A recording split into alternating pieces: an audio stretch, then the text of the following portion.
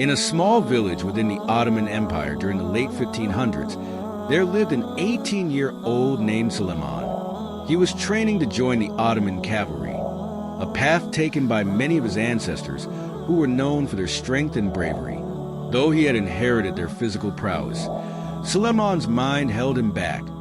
Doubts and overthinking clouded his every action. Despite his strength, he constantly questioned himself. During training, he would think, what if I fail? What if I bring shame to my family? These thoughts hindered his ability to move with the grace and confidence of his fellow soldiers. His mind a tangled web of past regrets and future fears. Suleiman's father, Yusuf, had raised him alone after the passing of his mother. Yusuf often told him, always be prepared for the worst, Suleiman. Though intended to protect him, these words fostered a deep-seated anxiety within Suleiman. One day, overwhelmed by frustration from an argument with his father, Suleiman lost control during training. In a sparring session, he lashed out, forgetting all discipline. The instructors pulled him aside, reprimanding him for his lack of control. An elder, Shaykh Abdul Rahman, a revered scholar in the village, observed the incident and approached Suleiman.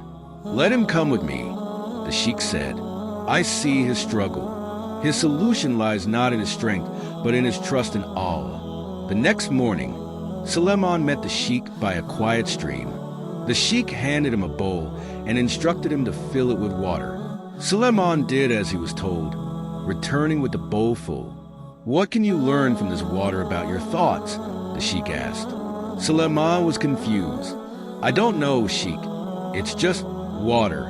The sheikh smiled. Like this water, your thoughts are best when they flow naturally. But when you try to hold them, they become stagnant and troubled. You seek control over every detail, yet only Allah controls what is to come. Just as the water flows in the stream, you must learn to let your worries flow and trust Allah's guidance. He continued, Allah says in the Quran, and whoever relies upon Allah, He will suffice him. Quran 65:3. No amount of worry can change what is already written. Practice sabr, patience, and tawakkul, trust in Allah, and you will find peace. For the next few weeks, Suleiman followed Shaykh Abdul Rahman's advice. Each morning, he would sit by the stream, meditating on Allah's names, focusing on Ar-Razak, the provider, and Al-Qadir, the all-powerful. He breathed in, reminding himself of Allah's control, and exhaled, letting go of his fears about the future.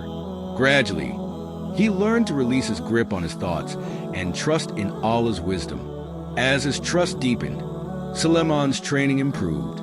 His mind was no longer clouded by doubt, and he became more present, finding tranquility in the remembrance of Allah. When he was eventually put to the test in a battle simulation, he surprised himself. No longer plagued by overthinking, he let his actions flow naturally, achieving victory not only in the simulation but over his own mind. As he stood, the words of Shaykh Abdul Rahman echoed within him.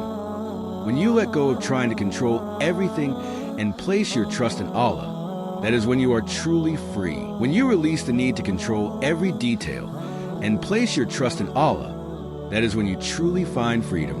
Thank you for watching this story about conquering overthinking through faith and trust in Allah. If this message inspired you, don't forget to subscribe to Aina for more Islamic reflections and powerful life lessons. Share this video with someone who may be struggling with their own thoughts, and remember, true strength flows from inner peace. Click the notification bell so you never miss our next story. May Allah guide and bless you all.